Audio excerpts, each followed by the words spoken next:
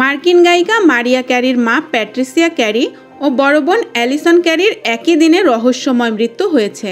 মৃত্যুর খবর সংবাদ মাধ্যমে নিজেই জানিয়েছেন গায়িকা।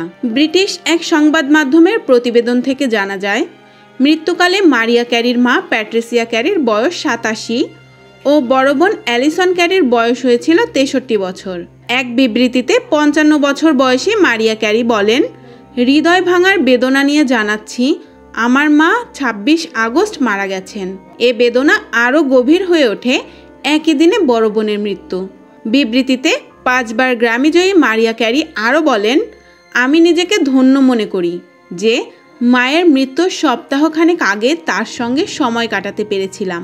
তবে এর বেশি কিছু আর বিবৃতিতে জানাননি মারিয়া ক্যারি। এমনকি হঠাৎ একই দিনে মা ও বোনের মৃত্যু কিভাবে হয়েছে সে বিষয়েও কোনো বিস্তারিত তথ্য মিডিয়ায় প্রকাশ করেননি জনপ্রিয় এ সেলিব্রিটি।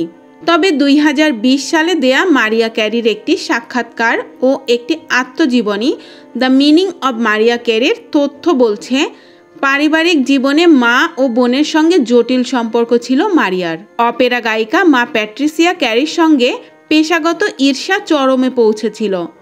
অন্যদিকে বড় বোন অ্যালিসন মারিয়ার লেখা আত্মজীবনী দ্য মিনিং অব মারিয়া ক্যারিতে নিজের নিন্দার কারণে তার বিরুদ্ধে $1.2 মিলিয়ন মামলা ঠুকেছিলেন।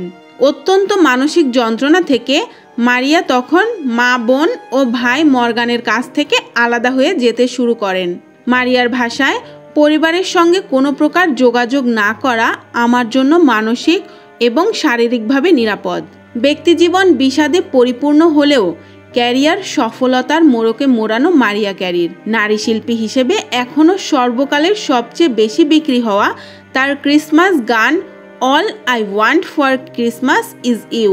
এছাড়া সর্বাধিক বিলবোর্ড সেরা 100 গানের তালিকায় 19টি গানই শোভা ছড়াচ্ছে মারিয়া ক্যারির।